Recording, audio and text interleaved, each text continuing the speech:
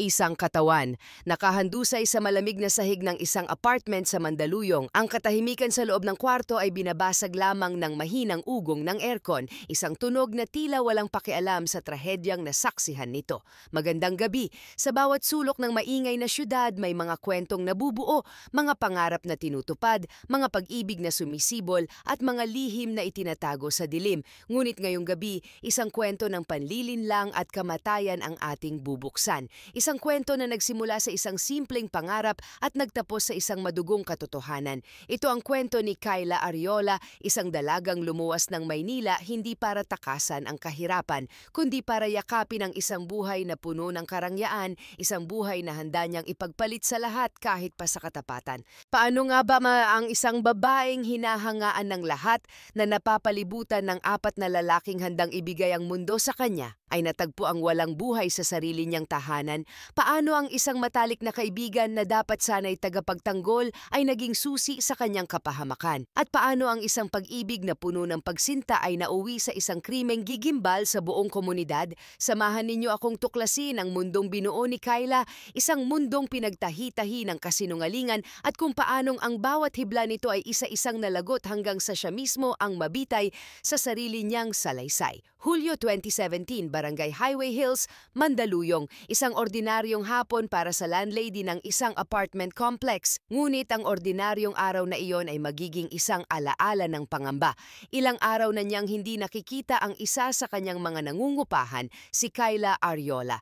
Sa una inakala niyang nagbakasyon lamang ito, ngunit may kung anong kaba sa kanyang dibdib. Kumatok siya, walang sumasagot. Muli siyang kumatok, mas malakas. Tanging katahimikan ang tugon, ginamit niya ang kanyang duplicate na susi at sa pagbukas ng pinto, isang amoy na hindi niya maipaliwanag ang sumalubong sa kanya. At doon sa sahig ng maliit na unit nakita niya ang katawan ni Kyla, 27 taong gulang, nakahandusay, walang buhay. Agad rumesponde ang mga pulis. Ang unang napansin nila ay ang kawalan ng senyales ng sapilitang pagpasok. Buo ang kandado ng pinto, walang basag na bintana. Ang mga gamit, telebisyon, laptop, alahas ay naroon pa rin na tila hindi ginalaw. Malinaw na hindi pagnanakaw ang motibo. Ngunit ang magulong ayos ng mga gamit sa sala, ang mga natapong unan at isang basag na plorera ay nagsasabi ng ibang kwento. Nagkaroon ng matinding pagtatalo, nagkaroon ng paglalaban at sa huli isang buhay ang kinitil. Sa pagsisiyasat sa kanyang bag natagpuan ang kanyang cellphone. Dito unang nakita ang mga hibla ng isang masalimuot na kwento, mga mensahe mula sa iba't ibang numero, mga tawag na hindi nasagot, mga pangakong napako. Habang ang mga investigador ay nagsisimulang buuin ang puzzle, isang babae ang dumating sa crime scene, humahangos at balisa siya si Ella Rodriguez, kasamahan ni Kyla sa call center at ang itinuturing nitong matalik na kaibigan. Nang makita niya ang mga pulis at ang dilaw na tape na nakaharang sa pinto, bumagsak ang kanyang mga tuhod. Ngunit sa gitna ng kanyang mga hikbi, may binitiwan siyang mga salitang nagpatigil sa mga investigador. Hindi ako nagtataka na may masamang nangyari sa kanya, bulong niya habang nanginginig ang buong katawan. Marami siyang lihim. Sa mga salitang iyon, nagsimulang matuklap ang maskara ni Kyla Arreola. Upang maintindihan kung sino si Kyla, kailangan nating balikan ang kanyang pinagmulan. Sa maliit at tahimik na bayan ng Gubat, Sorsogon, siya ay larawan ng isang perpektong dalagang Pilipina. Panganay sa 3 magkakapatid, anak ng isang respetadong guro at isang masipag na jeepney driver. Ang kanyang pagkabata ay payak ngunit masaya. Sa paaralan, kilala siya hindi lamang sa kanyang angking ganda kundi pati na rin sa kanyang pagiging mahinhin at matalino. Ngiti niya'y pino, kilos niya'y mahinahon. Siya ang tipo ng babae na ipinagmamalaki ng kanyang mga magulang at hinahangaan ng kanyang mga kababayan. Ngunit sa likod ng kanyang tahimik na panlabas na anyo, may isang pusong uhaw sa ibang uri ng buhay. May isang pagnanais na kumawala sa pagiging simple na maranasan ang kislap at ingay ng syudad. Sa edad na 22 pagkatapos makapagtapos ng kolehiyo, dala ang diploma at isang maleta ng mga pangarap, lumuwas siya patungong Maynila. Ang kanyang layunin ay simple, makapag-ipon, matulungan ang pamilya at maranasan ang buhay bilang isang modernong babae. Ngunit ang Maynila ay isang gubat na may sariling mga patakaran at ang mga pangarap ay madaling malunod sa agos ng realidad. Namasukan siya bilang isang call center agent sa Ortigas, isang trabaho na may magandang sahod para sa isang baguhan, ngunit may katumbas na bigat ng gastusin.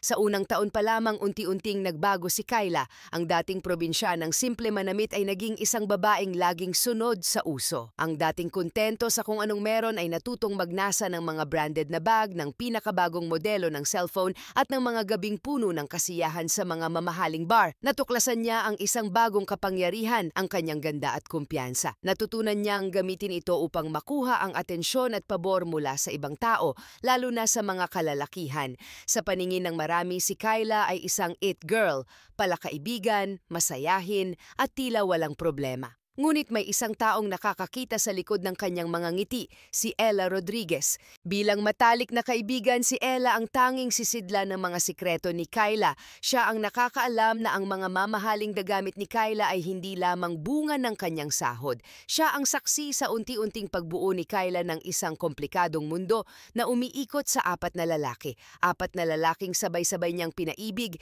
hindi dahil sa pagmamahal, kundi dahil sa pangangailangan at kasakiman. Ang una ay si Rico, 30 taong gulang, isang seaman. Nagkakilala sila sa social media. Para kay Rico, na laging nasa laot at naluhaw sa atensyon, si Kyla ang naging bintana niya sa Pilipinas, ang kanyang pangako ng isang masayang kinabukasan. Buwan-buwan, libo-libong piso ang ipinapadala ni Rico mula sa kanyang pinagpaguran sa barko. Bawat padala ay katumbas ng isang matamis na pangako mula kay Kyla, pangako ng kasal, ng isang pamilya at ng habambuhay na paghihintay. Ginagamit ni Kyla ang perang ito para sa kanyang mga luho, ang pinakabagong cellphone, mga mamahaling damit at gabi-gabing pakikipagsosyalan kasama ang mga kaibigan. Sa bawat selfie na ipinapadala niya kay Rico, may ngiti sa kanyang mga labi, isang ngiting puno ng panlilinlang. At si Rico, sa gitna ng kalungkutan at pangungulila sa dagat ay masaya. Masaya siyang napapasaya niya ang babaeng inakala niyang naghihintay sa kanya, walang kamalay-malay na siya'y isa lamang sa mga tauhan sa isang dula na si Kyla mismo ang nagsulat. Ang pangalawa ay si Martin Alejandro, 27 taong gulang. Siya ang kabaligtaran ni Rico. Si Martin ay isang binatang isinilang sa yaman, ngunit kulong sa sarili niyang mundo. Mahiyain, bihirang lumabas ng bahay at may iilang kaibigan. Isa sa mga kaibigang iyon ay si Ella. Sa isang birthday party ni Ella, nagkrus ang landas nila ni Kyla. Nakita ni Kyla kay Martin hindi ang isang mahiyain na lalaki kundi isang gintong mina. Si Martin ang tipo ng lalaking kapag nagmahal ay ibibigay ang lahat, walang pag-aalinlangan. At ganoon nga ang nangyari. Mula nang maging sila, ang buhay ni Kyla ay naging isang walang katapusang selebrasyon. Mga hapunan sa mga pinakamamahaling restaurant, mga sorpresang regalo na halos buwan-buwan dumarating, mga biyahe sa mga lugar na dati ay pinapangarap niya lang. Para kay Martin, si Kyla ang araw na nagbigay liwanag sa kanyang madilim na mundo. Siya ang unang babaeng nagparamdam sa kanya ng kahalagahan. Para kay Kyla, si Martin ay isang tropeo, isang patunay ng kanyang galing sa pagpapaikot, isang koleksyon na maipagmamalaki. Ang pangatlo ay si Gerald, 41 taong gulang, isang bank manager, pamilyado, may asawa at mga anak. Ngunit sa kabila nito may matindi siyang pagnanasa kay Kyla na una niyang nakita bilang isang kliyente sa bangko. Ang kanilang relasyon ay isang ipinagbabawal na apoy, laging itinatago sa mga madidilim na sulok ng mga motel sa Pasig at Mandaluyong. Si Gerald, ang kanyang sugar daddy, ang tagabigay ng buwanang allowance na pambayad sa renta ng kanyang apartment at iba pang gastusin. Sa tuwing sinusubukan ni Gerald na tanungin kung may iba pa sa buhay ni Kyla, ang sagot ay laging handa. Ikaw lang, hinihintay lang kita. Hinihintay ko ang araw na iwan mo na siya para sa akin. Bawat salita ay isang kasinungalingan, ngunit para sa isang lalaking nalulunod sa pagkakasala, ang mga kasinungalingang iyon ay parang salbabida. At ang panghuli, ang ikaapat na lalaki ay si Leo, 25 taong gulang, isang delivery driver at kababayan niya mula sa Sorsogon. Si Leo ang kanyang unang pag-ibig, ang lalaking minahal niya bago pa man siya lamunin ng ambisyon ng Maynila.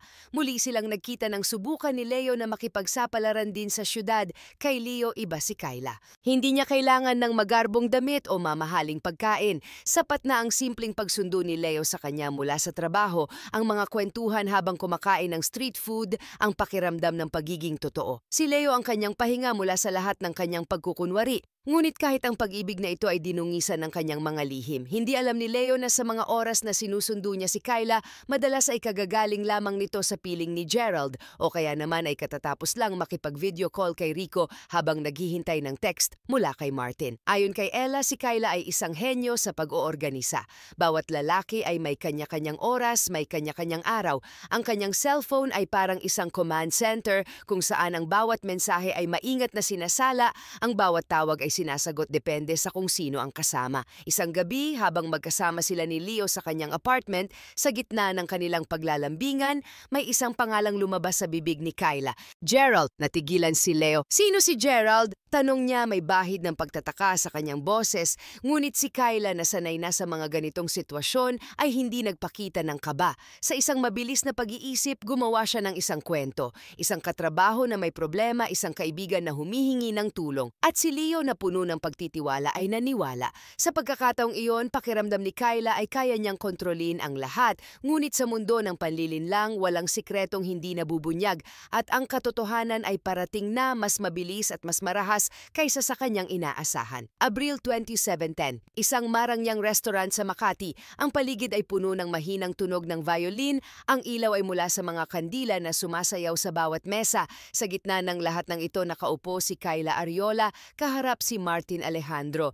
Sa mga mata ni Martin makikita ang isang pag-ibig na dalisay at isang pangarap na malapit ng matupad. Sa kanyang mga kamay, hawak niya ang isang maliit na itim na kahon. Dahan-dahan niya itong binuksan. Sa loob, isang singsing na may diamante, kumikinang na tila isang bituin na nahulog mula sa langit. Kyla, sabi ni Martin, nanginginig ang boses, kaya kong ibigay sa iyo ang lahat, ang isang buhay na hindi mo na kailangang magtrabaho. Isang buhay kung saan lahat ng gusto mo makukuha mo, pakasalan mo lang ako. Ito na sana ang katuparan ng lahat ng pangarap ni Kyla, ang karangyaan, ang seguridad, ang isang lalaking handang lumuhod sa kanyang harapan. Ngunit sa halip na luha ng kaligayahan, isang halos hindi marinig na tawa ang kumawala sa kanyang mga labi, isang tawang puno ng pangungutya. Ayon sa mga nakasaksi sa gabing iyon, hindi tinanggap ni Kyla ang alok. Umiling lamang siya at sinabing, "Hindi pa ako handa." Ngunit para kay Martin, ang pag-iling na iyon at ang ngiti sa mga labi ni Kyla ay parang isang sampal. Sa isang iglap, ang lalaking nag-aalay ng kanyang mundo ay nakaramdam na siya ay pinaglaruan lamang. Ang pag-asa sa kanyang mga mata ay napalitan ng isang bagay na mas madilim, sakit at kahihiyan. Kinabukasan habang nagkakape sila ni Ella, ikinuwento ni Kyla ang nangyari. Sa kanyang boses, walang bahid ng pagsisisi, tanging pagmamayabang. Akala niya siguro ganun-ganun na lang yun, sabi ni Kyla habang tumatawa. Kawawa naman, umasa. Para sa kanya si Martin ay isa lamang laruan na nasira, isang lalaking mahina, madaling paikutin at ngayon ay hindi na niya kailangan. Ngunit hindi niya alam na ang gabing iyon ang simula ng kanyang katapusan. Ang lalaking kanyang minaliit ay hindi isang sirang laruan kundi isang bombang naghihintay ng tamang oras upang sumabog. Mula sa gabing iyon, naging mailap si Martin. Ang dating araw-araw na tawag ay naging lingguhan hanggang sa tuluyan nang nawala. Ang mga regalo ay tumigil, ngunit may ibang napansin ang mga kapitbahay ni Kyla. May mga gabi raw na may isang lalaking nakatayo sa kabilang kalsada sa ilalim ng isang poste ng ilaw, nakatitig lamang sa bintana ng kanyang apartment. Nakasuot ng hoodie, tinatago ang mukha sa dilim. Hindi ito lumalapit, nanonood lamang. Nang ikwento ito ng isang kapitbahay kay Kyla, tinawanan niya lang ito. Fan ko siguro, biro niya. Sa isip niya, hawak pa rin niya ang sitwasyon, isa itong malaking pagkakamali. Sa kabilang banda, si Ella ay unti-unting nilalamon ng kanyang sariling mga demonyo. Matagal na niyang itinatago ang kanyang tunay na nararamdaman para kay Martin. Si Martin na kababata niya ang lalaking palihim niyang minamahal. Nasaktan siya nang malaman niyang si Kyla ang pinili nito. Ngunit mas nasaktan siya nang marinig niya kung paano pagtawanan at laitin ni Kyla ang lalaking mahal niya. Ang pag-ibig na kanyang itinago ay naging inggit. Ang inggit ay naging galit. Isang gabi sa gitna ng sama ng loob at selos, gumawa siya ng isang desisyon na babago sa kanilang lahat. Binuksan niya ang kanyang laptop. Kinalap niya ang lahat ng ebidensya, mga screenshots ng matatamis na usapan ni Kyla kay Rico, mga litrato nila ni Leo na magkasama, mga detalye tungkol sa mga pagkikita nila ni Gerald. Inilagay niya lahat sa isang email at sa isang pag-click ipinadala niya ang lahat kay Martin. Sa email isinulat niya, "Martin, ginagamit ka lang niya. niya, isa ka lang sa kanila. Ito ang katotohanan. Hindi niya inaasahan na ang pagtatapat niyang iyon ay hindi hahantong sa trahedya. Sa kanyang isip, nais lamang niyang masaktan si Kyla. Nais niyang maramdaman ni Martin ang sakit na kanyang naramdaman. Hindi niya inaasahan na ang isang pag-click sa mouse ay katumbas ng paghatol ng kamatayan para sa babaeng minsan niyang tinawag na matalik na kaibigan. Para kay Martin, ang email na iyon ay hindi lamang isang mensahe. Ito ay isang bomba na sumabog sa harap niya. Winawasak ang lahat ng kanyang pinaniniwalaan. Ang bawat larawan, bawat screenshot ng mensahe ay parang mga bubog ng salamin na tumutusok sa kanyang puso. Ang babaeng inakala niyang anghel ay isa palang demonyong nakangiti. Ang pag-ibig na inakala niyang dalisay ay isa palang malaking panloloko. Gumuho ang kanyang mundo. Ang matinding pagmamahal ay napalitan ng matinding galit. Ang kahihiyan ay naging isang apoy na unti-unting lumalamon sa kanyang pagkatao. Dito na nagsimula ang mga huling palitan ng mensahe sa pagitan nila ni Kyla. Mga mensahe na na-recover ng mga pulis mula sa cellphone ng biktima. Ang mga unang text ni Martin ay puno ng pagkalito at sakit. Sino si Rico? Bakit may mga litrato kayo ni Leo? Totoo ba ang lahat ng ito, Kyla? Magsalita ka. Gusto niyang magmakaawa, gusto niyang marinig mula mismo kay Kyla na hindi totoo ang lahat. Ngunit si Kyla na nahuli na sa kanyang sariling laro ay hindi nagpakita ng pagsisisi. Ang kanyang mga tugon ay malamig at maikli at nang maramdaman niyang wala na siyang lusot, isang huling mensahe ang kanyang ipinadala, isang mensaheng nagtulak kay Martin sa bingit ng kawalan. Huwag mo na akong guluhin, tapos na tayo. Yun na ang huling pako sa kabaong. Para kay Martin, ang mensaheng iyon ay hindi lang pagtatapos ng isang relasyon. Ito ay isang pag-aalis ng lahat ng halaga niya bilang isang tao. Para sa isang lalaking ibinigay ang lahat, ang itapon na parang basura ang pinakamasakit na parusa. At sa gabing iyon ay nagdesisyon siyang siya mismo ang maniningil.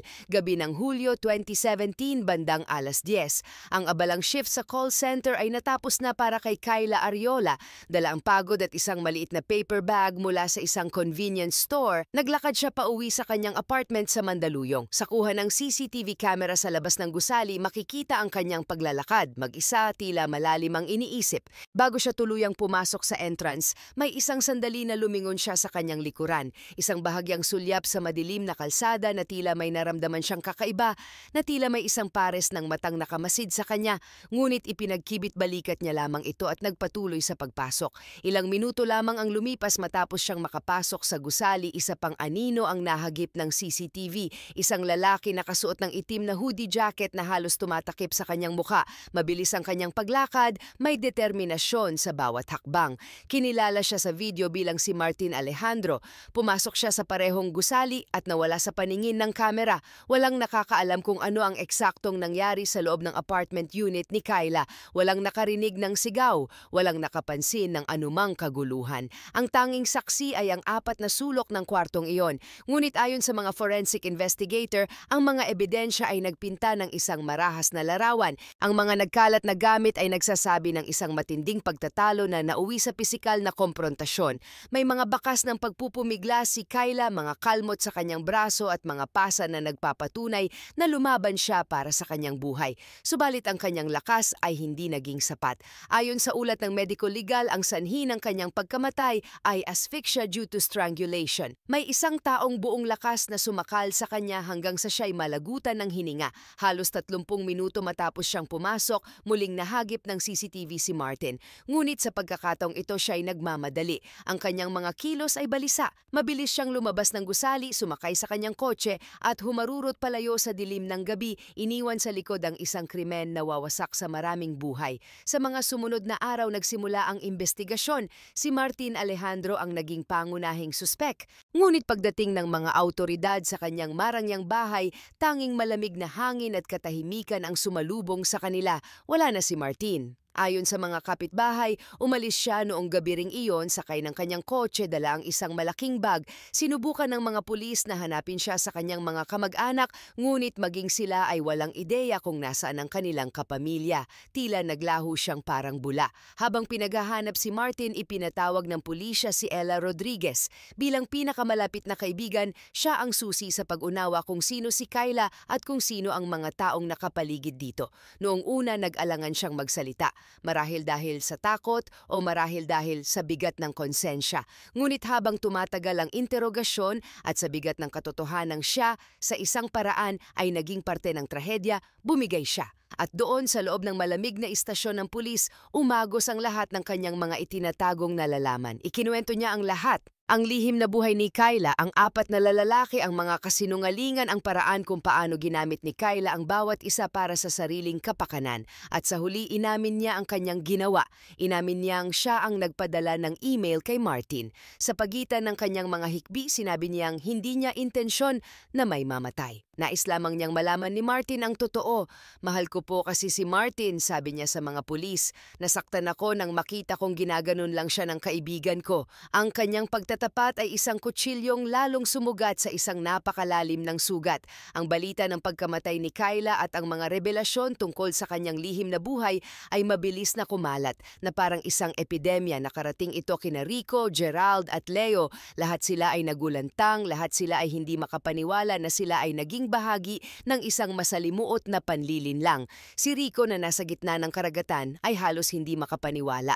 Ang babaeng pinangakuan niya ng kinabukasan ay siya palang unti-unting sumisira dito. Si Gerald, sa takot na masira ang kanyang pamilya at reputasyon, ay agad naglabas ng pahayag, itinangging may malalim silang relasyon at sinabing matagal na silang tapos upang iligtas ang sarili. Sa kanilang lahat, si Leo ang pinakaapektado. Ang pagmamahal na inakala niyang totoo ay nabahira ng kasinungalingan. Ang sakit at pighati ay malinaw sa kanyang mga mata. Ngunit sa kabila ng lahat, siya pa rin ang tumulong sa pamilya ni Kyla upang maayos na maiuwi ang mga labi nito pabalik sa Sorsogon. Isang huling akto ng pagmamahal para sa babaeng sabay na nagbigay sa kanya ng ligaya at pighati. Hindi na natagpuan si Martin Alejandro. May mga impormasyon na nakalabas na siya ng bansa bago pa man mailabas ang isang hold departure order laban sa kanya. Hanggang ngayon, siya ay nananatiling isang pugante, isang anino na tinatakasan ang batas at ang multo ng kanyang nagawa.